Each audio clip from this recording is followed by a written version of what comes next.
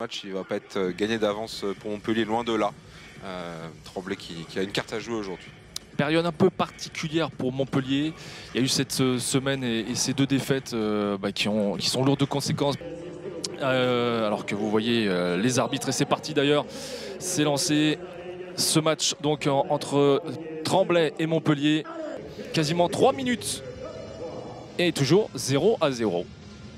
Oh, attention, on n'est pas passé loin de l'interception. Finalement, c'est la barre trouvée par Lucas Pelas. Peu de réussite offensivement. Est-ce que les Tremblaysiens vont ouvrir le score? Toujours pas. On essaye de trouver. Et un nouvel arrêt sur cette tentative d'Alexis Borges. On l'a trouvé, là, le pivot portugais. Mais malheureusement, encore Patrice Annolay. Cette fois-ci, on ouvre enfin le score. C'est du côté de Tremblay. Valentin Porte. Le tir à la hanche. Et cette fois-ci, ça fait mouche.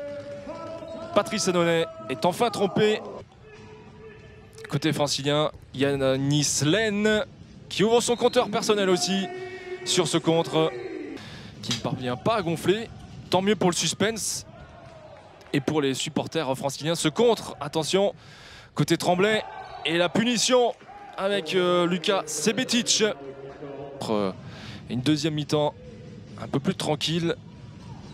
Valentin Porte, on a surtout quelques difficultés à construire, mais là, elle est merveilleuse cette roucoulette. Hugo Desca.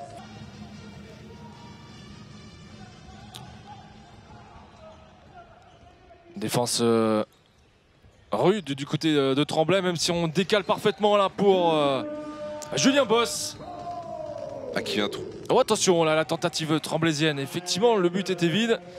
Un début de rencontre mi-figue, mi-raisin.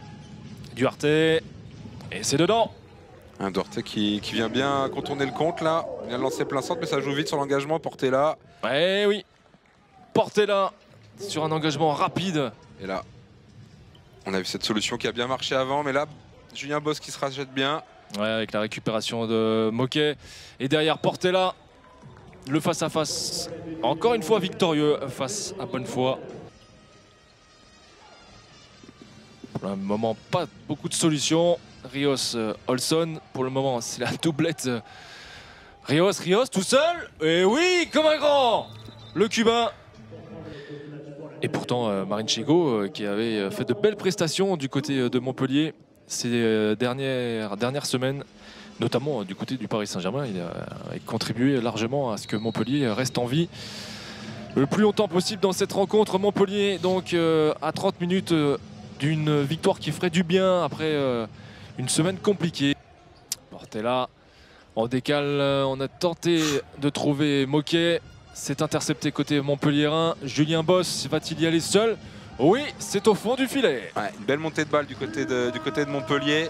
Contre montpelliérain, Yanis Len, Hugo Desca. Et double punition. Et le plus gros écart, plus 5. Ouais, ça fait 5 buts là d'écart. Dommage pour Tremblay là, ce 2-0 qui est encaissé en à peine 15 secondes, qui fait mal aux hommes de Joël Da Silva. Duarte qui s'est remis de ce choc. On défend bien du côté de Tremblay. Et derrière, ça déclenche un missile. Julien Boss. Nous sommes à plus 10 déjà pour Montpellier. Ça va trop vite pour les Tremblaysiens sur cette seconde période. Julien Boss en réussite cet après-midi. Ça, c'est un euphémisme de dire qu'il est en réussite là. Qui a 7e but. Qui a 7 sur 9. Et puis pourtant, quelle solution il vient trouver là, un de plus, tiré face à 2 défenseurs. On n'y est plus du côté des joueurs de Joël Da Silva. Et derrière, ça enchaîne trop rapidement. Et cette fois-ci, c'est Hugo Desca. 8e but pour l'international français, qui a fait partie de cette campagne de Ligue des Champions. Magnifique ce kung fu à la conclusion, bataille. Ouais. Ça s'emballe un peu.